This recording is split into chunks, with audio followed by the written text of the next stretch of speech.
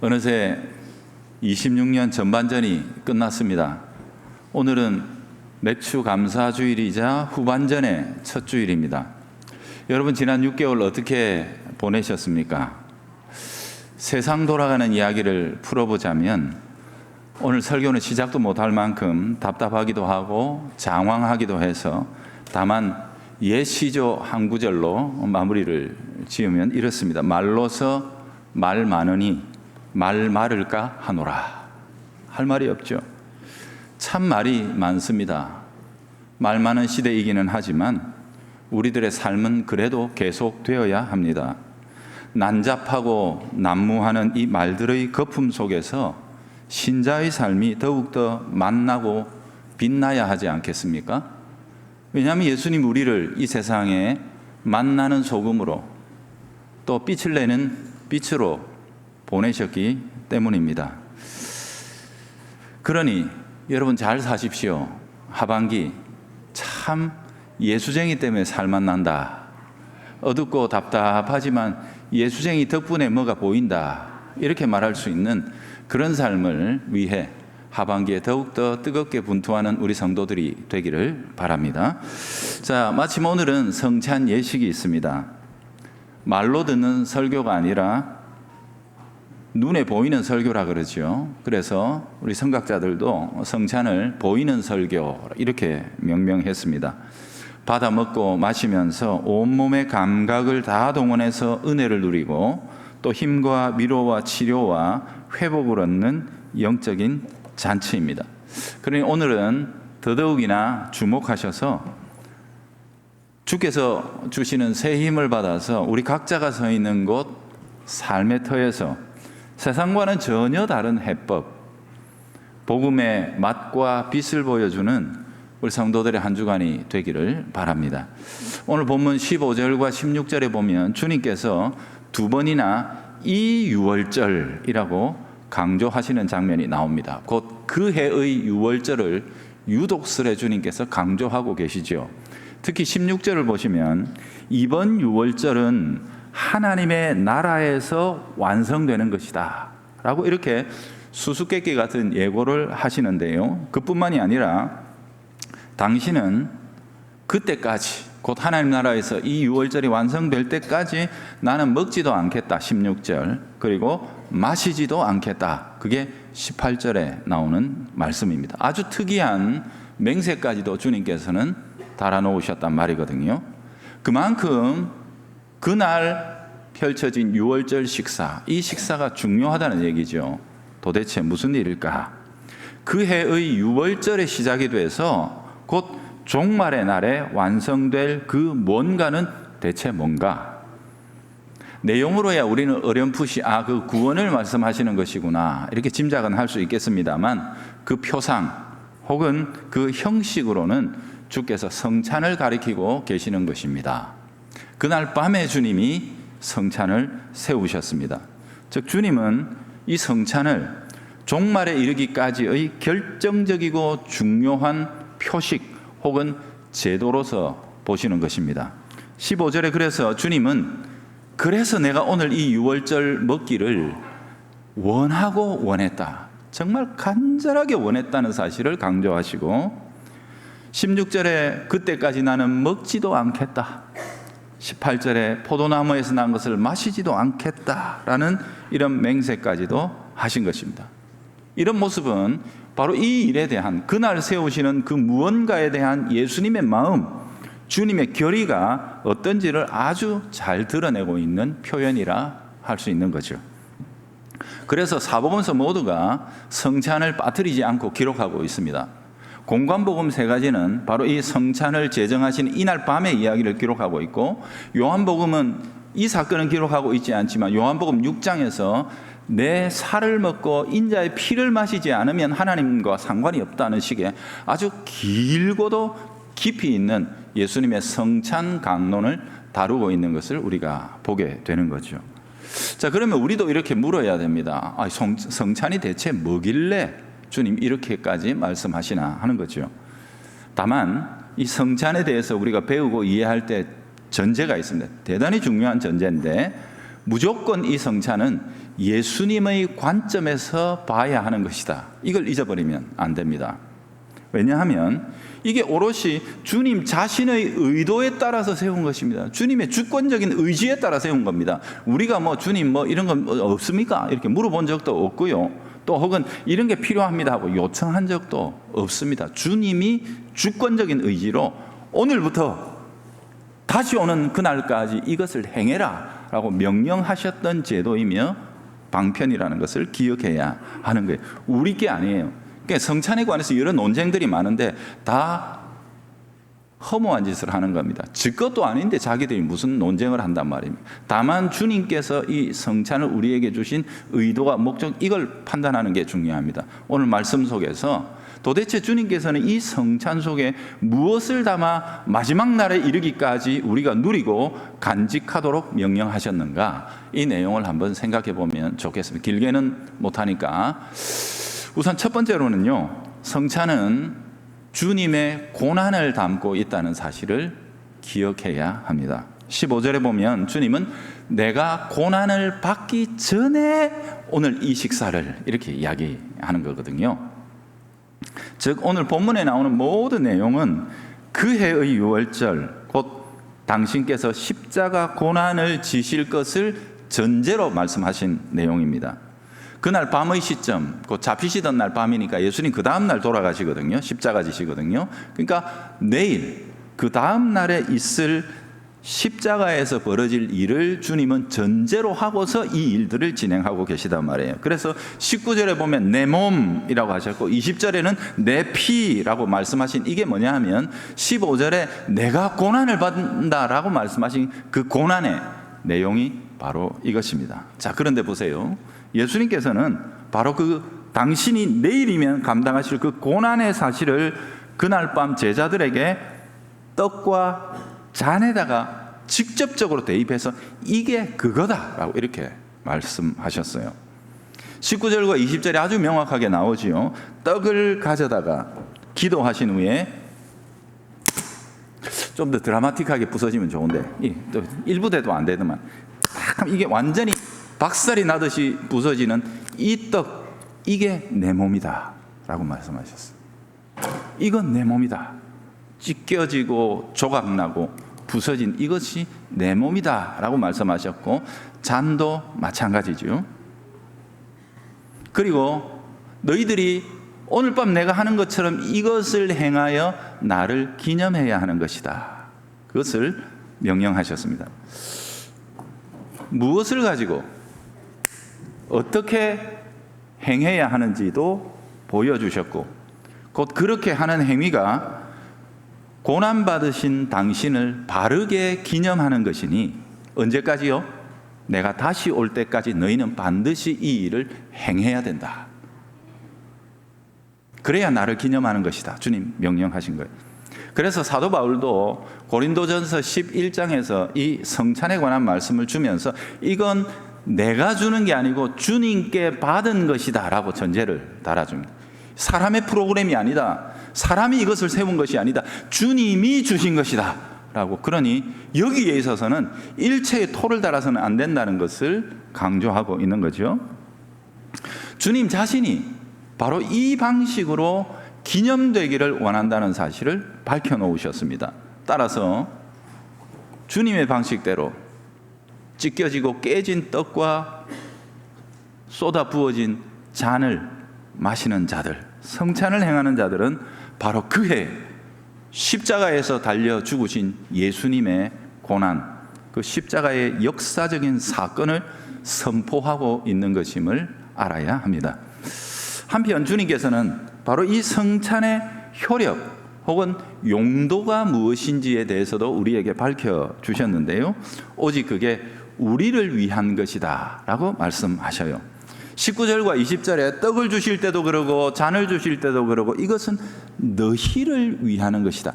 내가 아니고 오롯이 너희를 위하여 주는 것이다 라고 말씀하셔요. 그래서 주님은 안 드시는 거예요.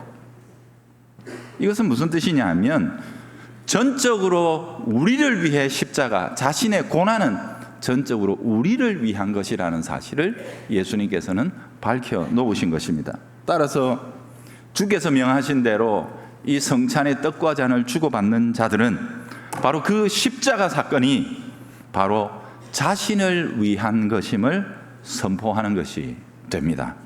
그 일의 은덕, 그 일을 행하신 주님의 그 아름다우신 공효, 효력이 나를 위한 것이었기 때문에 내가 구원과 영생을 얻었다는 사실을 외치는 것이란 말이에요.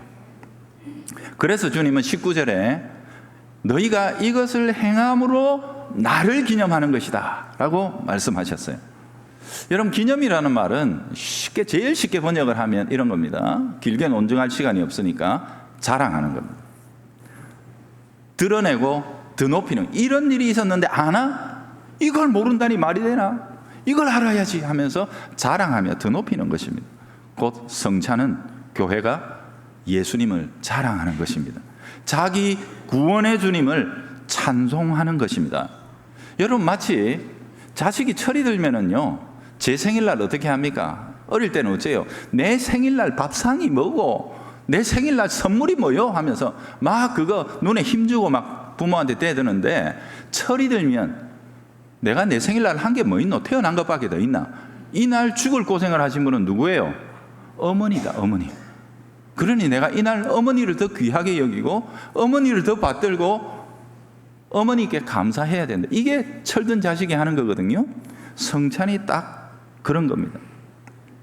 내가 받은 구원, 내가 누리는 이 영생이 그저 주어진 것이 아니라 하나님의 귀한 아드님이 얼마나 값진 희생과 사랑을 우리에게 쏟아부어 주신 결과였는지를 알고 높이며 송축하는 것이란 말이에요. 여러분 어떠십니까? 성찬의 떡과 잔을 받아드는 기쁨이 있으십니까? 감격이 있으십니까? 자랑스러움이 있으십니까? 세상에 나가서 내가 성찬의 떡과 잔을 먹은 사람이다. 아나? 뭔지 아나? 그게? 여러분, 이렇게 성찬을 자랑하는 마음이 있으십니까? 이게 있으셔야 합니다. 주님은 그렇게 자신이 기념되기를 원한다고 말씀하셔요. 제가 어릴 때는요, 제가 또 굉장히 가난한 동네에서 자랐기 때문에 짜장면 한번 먹으면 한 사흘간 친구들 앞에 자랑할 거리가 생겼어요. 그 맛을 아나? 그 안에 뭐가 들어가 있는 줄 아나? 그러면서 한 사흘 정도 울겨 먹었던 기억이 있습니다. 바나나쯤 되면 한 보름 갑니다. 그때는 바나나가 요즘처럼 송이 바나나 생각도 못했죠. 한 조각, 그죠? 그거 가지고 막 그냥 보름 동안 자랑해도 다 그런 줄 알고 바나나 문 아니까 들어야지, 이렇게 생각해요. 여러분은 이 성찬의 떡과 잔이 그보다 비교할 수 없을 정도로 우리에게 자랑스러운 양식이며 선물이라는 것을 아십니까? 이 떡과 잔을 먹은 우리가 어떤 존재인지에 대하여 세상에 우리는 자랑해야 합니다. 가장 온전하고 복된 자랑은 우리의 삶의 선택과 결정들을 통해 나타나야 합니다. 나는 그것을 할 수 없어. 왜? 나는 성찬의 떡과 잔을 먹는 사람이야. 주님이 나를 위해 그 몸과 피를 흘리셨는데 그걸 받아먹고 생명 얻은 내가 주님 기뻐하시지 않는 그 일을 할 수 있겠어? 안 돼. 나는 못해. 내 결정, 나는 거기에 참여할 수 없어. 나는 그럴 수 있는 존재가 아니야. 나를 위해 지불된 그 보배로운 피가, 그 살이 어떤 건데?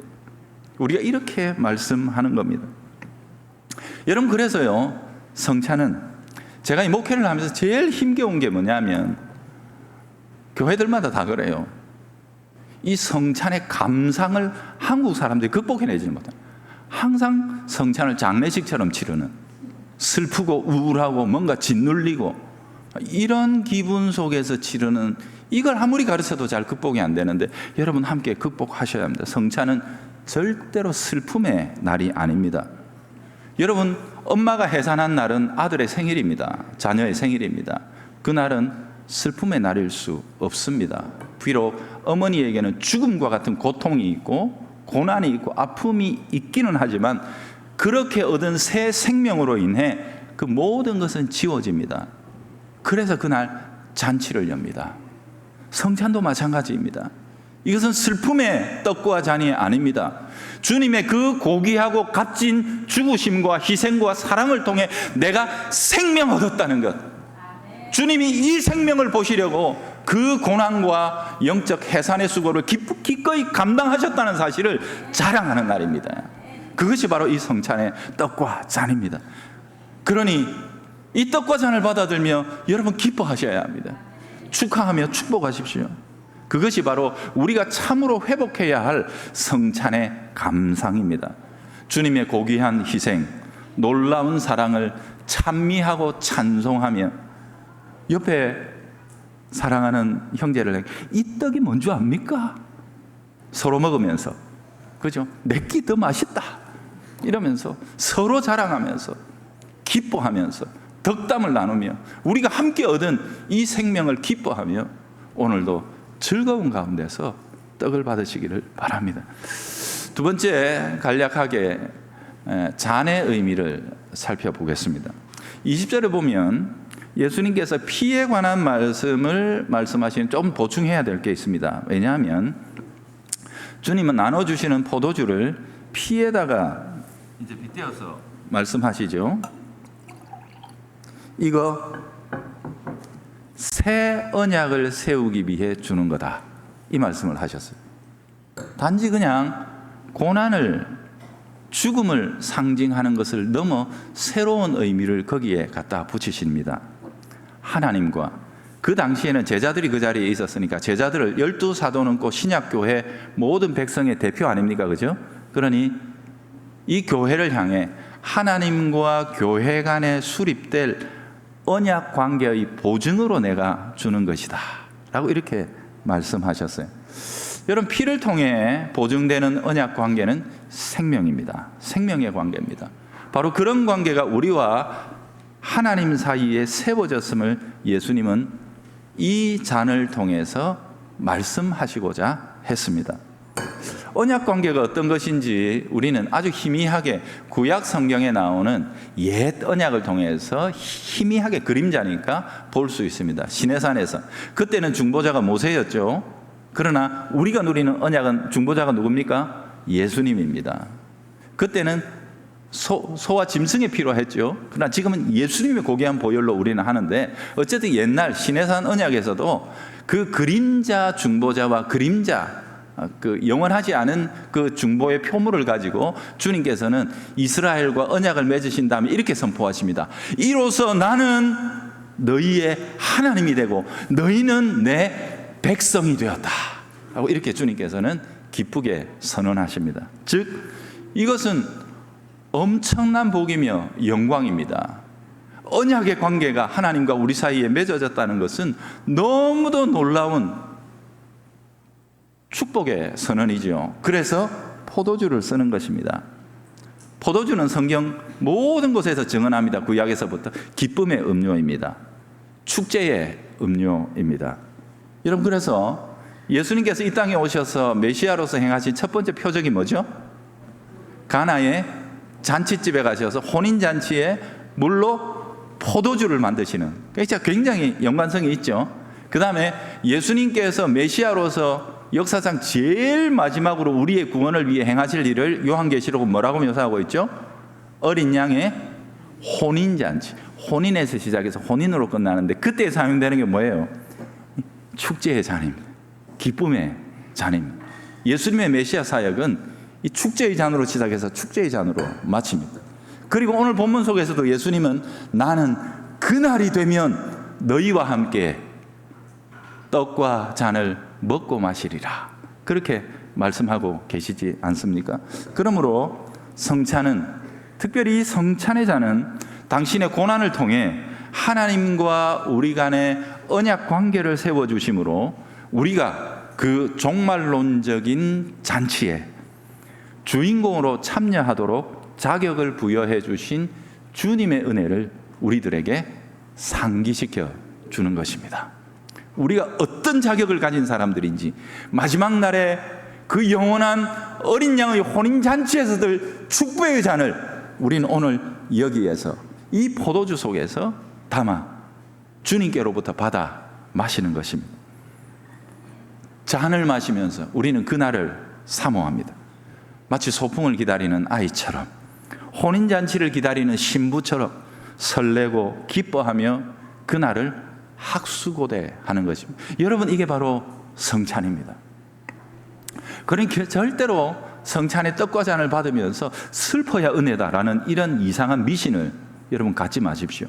오히려 성찬의 떡과 잔은 우리를 얼마나 풍성한 양육과 영원한 잔치로 초대하신 주님의 선물인지를 기뻐하면서, 그래, 우리 주님은 그 해산의 수고 그 고난의 잔을 마시셨으나 내게는 이 풍성한 양식과 축배의 잔을 나누어 주셨다, 이 사실을 가슴에 새기면서 내가 주께서 주시는 이 떡과 잔을 받아 이 잔치의 음식을 먹었으니 이 땅에 비록 내 지위는 낮고 내 살림살이는 작고 사람들은 나를 별로 주목하지 않더라도 나는 잔치의 날들을 살아가는 사람으로 이 세상 가운데 나가 그리스도께서 나를 위해 행하신 일을 자랑하고 선전하며 기념하리라.